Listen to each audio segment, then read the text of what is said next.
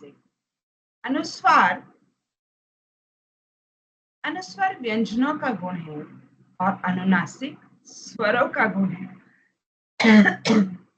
अर्थात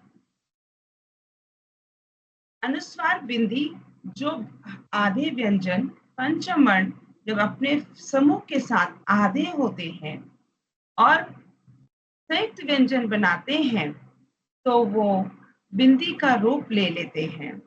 जैसे का वर्ग का पंचम वर्ण है ड, रा।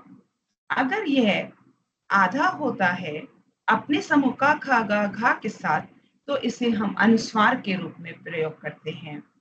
अनुस्वार अर्थात बिंदी या चा छा जा झा के साथ अगर संयुक्त व्यंजन का रूप धारण करता है तो यह भी बिंदी के रूप में लगता है। इसी तरह आगे के पंचम वर्ण रा, ण, न, म अगर अपने ही वर्ग के साथ संयुक्त व्यंजन बनाते हैं तो ये बिंदी के रूप में लगाए जाते हैं।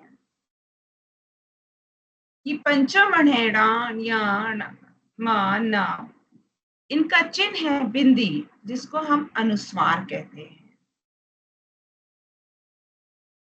अब हम एक एक का उदाहरण देखते हैं। जैसे खाली गंगा में अगर हमें बिंदी दिखाई देती है क्योंकि गा पीछे का स्वर जो है व्यंजन जो है गा है उसके साथ ण ने संयुक्त व्यंजन का रूप धारण किया इसलिए वो बिंदी के रूप में आया। इसीलिए दंगा में भी ण ने संयुक्त व्यंजन का रूप धारण किया अपने ही वर्ग गा के साथ, इसलिए बिंदी के रूप में आया।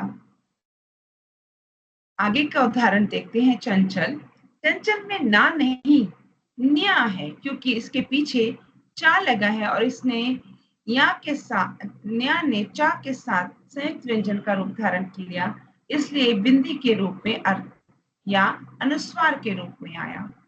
अगला उदाहरण है पंडित में हमें ना की आवाज तो जरूर आती है लेकिन अगर हम बिंदी से अगला व्यंजन देखें तो वो ड़ा है जो इस टा वर्ग का है और इसका टा वर्ग का पंचम वर्ण है राम।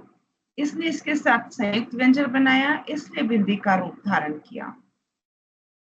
आगे ता वर्ग का पंचम वर्ण ना है। यहाँ ना ने ता के साथ संयुक्त व्यंजन का रूप धारण किया इसलिए वह अनुस्वार के रूप में प्रयोग किया गया।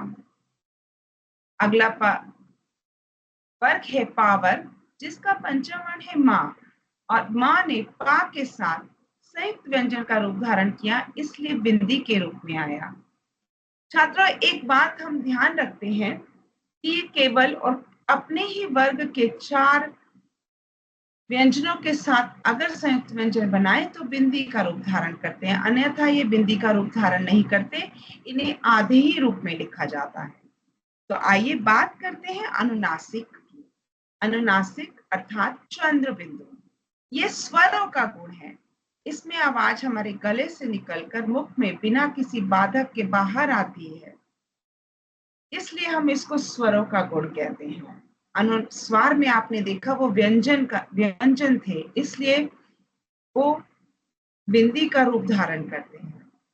अगर अनुनासिक स्वरों के साथ बोले जाते हैं, नाक से आवाज आती है, उच्चारण करके देखिए चांद, आंख, कुआं, मूछ, इन सब में हम मात्राओं के साथ स्वरों के साथ नाक से बोल रहे हैं, इसलिए अनुस्वार है और इसका चिन्ह है चंद्र बिंदु।